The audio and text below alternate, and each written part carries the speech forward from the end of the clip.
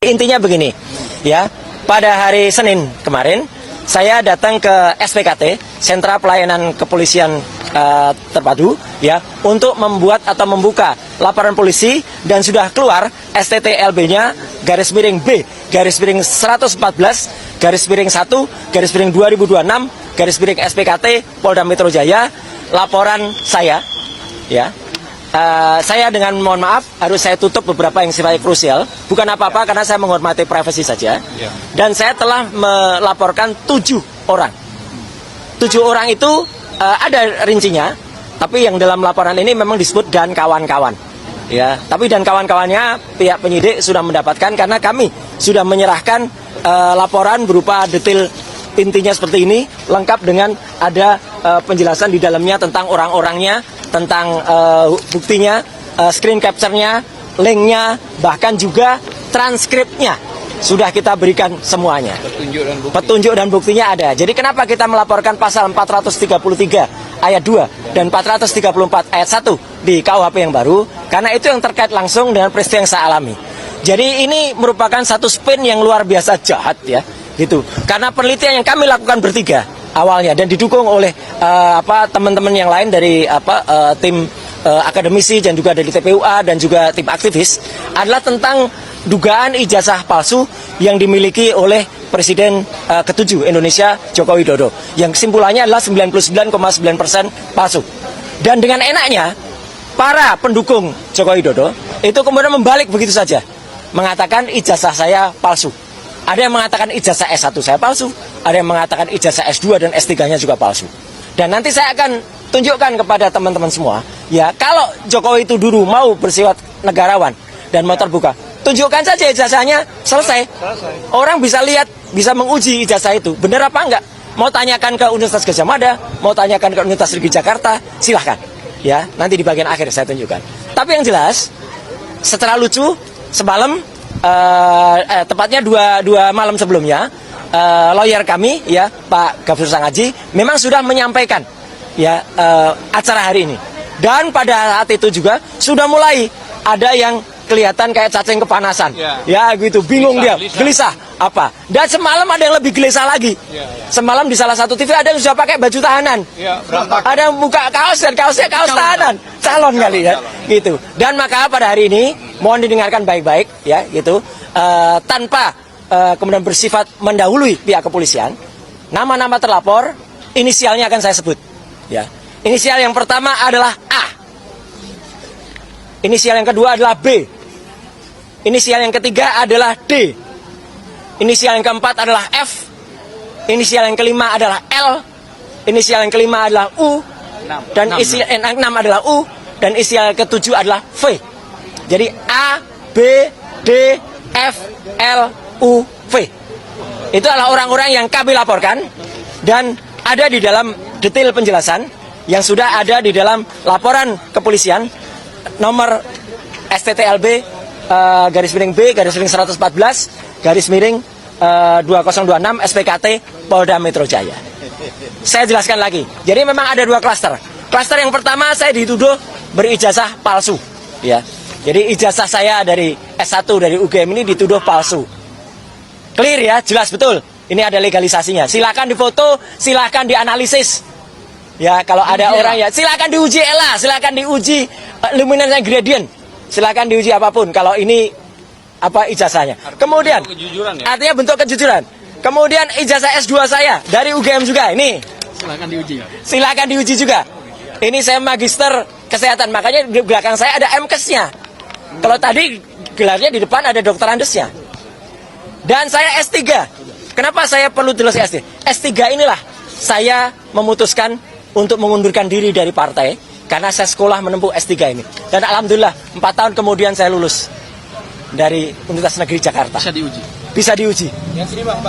Ya. Clear, ya? Ya. Ya, jadi artinya 1, 2, 3, S1, S2, S3 ada semua, ya. Ada semua dan silakan kalau ada, ya, silakan. Dan kalau ada yang kemudian melakukan itu, mari kita buktikan dia berarti apa? Karena dia sudah menuduh ijazahnya palsu. Gitu, ya. Kemudian bla bla bla. Yang kedua yang tadi sudah disebut, saya dituduh melakukan korupsi di proyek Hambalang. ya. Saya justru mengundurkan diri dari partai itu karena mau sekolah tadi.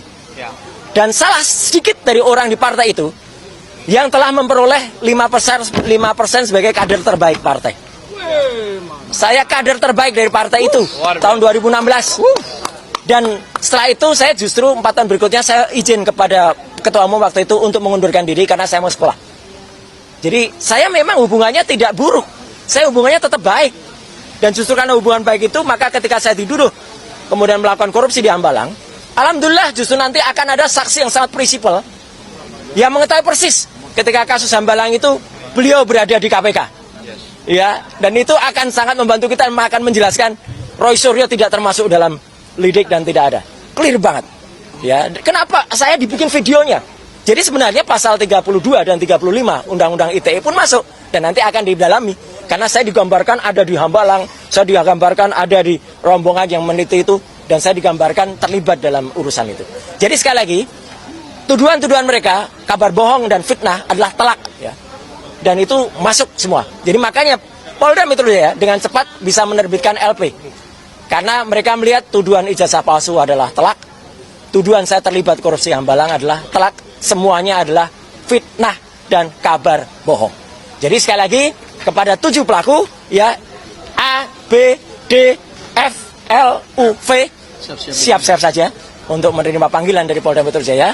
Tidak perlu seperti cacing kepanasan, sudah pakai kaos tahanan, ya, gitu. Dan kemudian sudah, dan bawa borgol lagi, ya, gitu. Itu kan apa? Dan sekali lagi terima kasih untuk TAAKA, ya, di bawah koordinasi Pak Abraham Samad, Pak Petrus Restu dan Pak Ahmad Kosinudin yang sudah mendampingi, dan ibu-ibu semua juga ada lawyer-lawyer ibu-ibu di sini yang memberikan kami saran. Jadi sekali lagi saya tetap dengan etika, sebelum saya lapor saya minta izin dulu untuk menerbitkan ini. Sekali lagi terima kasih. Wassalamualaikum warahmatullahi wabarakatuh. Oke, teman-teman, kembali lagi bersama saya di channel ini. Salam dari saya NKRI Harga Mati. Nah, teman-teman, ya, berita sangat menarik sekarang baru kita tonton. Oke, teman-teman, kembali lagi bersama saya di channel ini. Salam dari saya NKRI Harga Mati.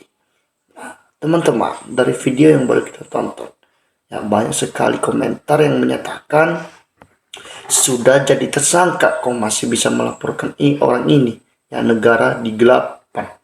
Nah, orang waras dan berpendidikan akan setuju apa yang dikatakan sama orang berpendidikan seperti Roy Suryo. Nah, selagi Kapolri dan polisi masih ternak Mulyono, jangan harap ada keadilan. Nah, Indonesia kalau korupsi, orang ini terus nggak akan jadi negara maju.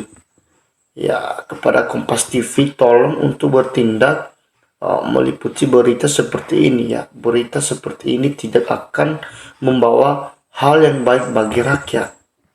Nah, gini aja, simpelnya, jika emang ijazah Jokowi itu asli, kenapa Jokowi tidak mau menunjukkan ijazahnya?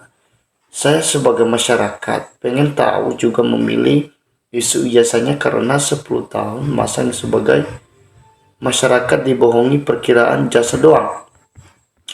Nah, ini semua karena ormas mereka, yaitu HTI dan FPI, sudah dibubarkan sama Pak Jokowi. Roy Suryo CS, pembela kebenaran yang akan mengungkap semua kejahatan di negeri ini.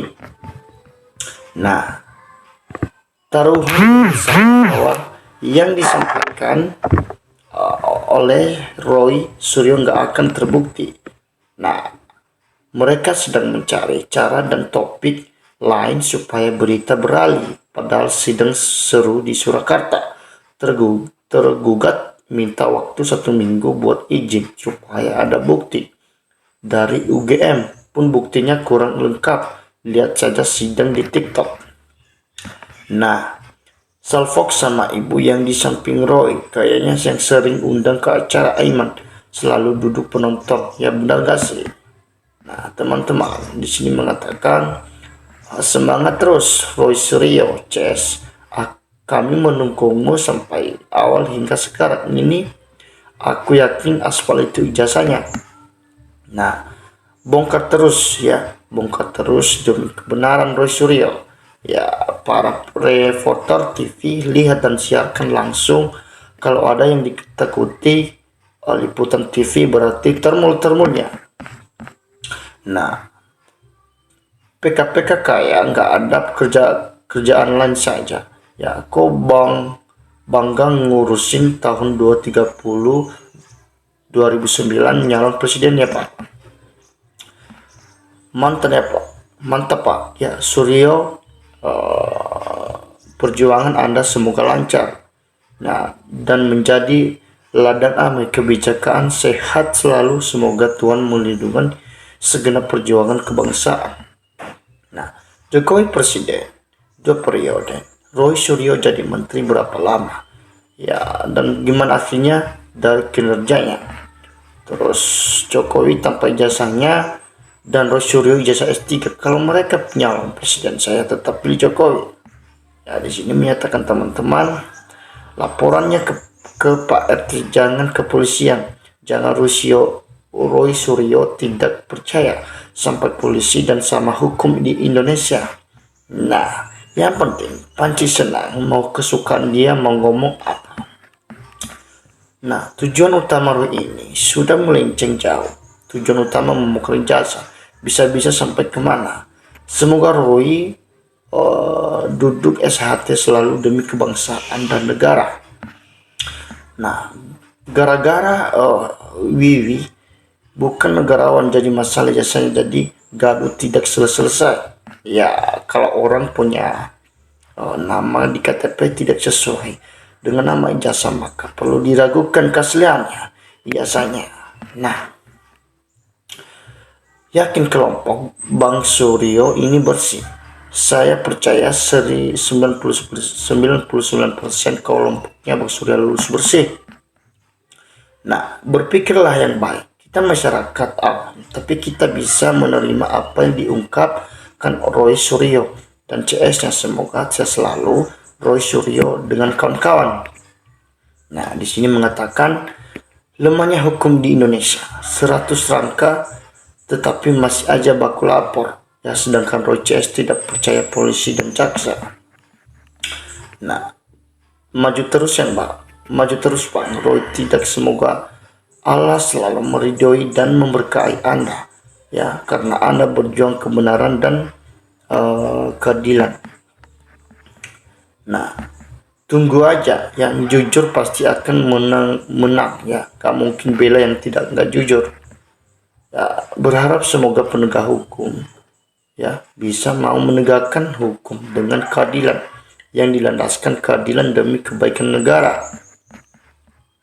Nah, Roy Suryo sebagai pakar telematika, bila dilihat dari ijazahnya sebagai pakar telematika, wajar ya bila dipertanyakan. Nah, Roy CS percaya polisi. Kalau percaya polisi, ya sudah terima saja hasil penyelidiki polisi. Jangan cari banding lagi ke BRI, ke BRIN dan UI. Polisi tidak menanggapi laporan Anda. Nah, ini seharusnya kenapa sudah berhenti baru diusut kasus-kasusnya. Kan ada namanya percalonan presiden. Nah, itu kan diperiksa sebagai percalonan presiden dan dinyatakan lulus atau tidak. Nah, kenapa sudah tidak menjabat baru lagi diusut? Bingung dengan bangsa ini dan orang-orang ini. Nah, masih masalahnya Jokowi sudah ketangkap dan semua tuduhannya manusia satu ini benar mau dijadikan apa ya si Roy Suryo ini, dan dapat dan beruntungnya apa. Teman-teman ya, silakan memberikan komentar tanggapan di kolom komentar supaya kita lebih bersama untuk mengikuti kasus ini. Nah, salam dari saya NKRI harga mati.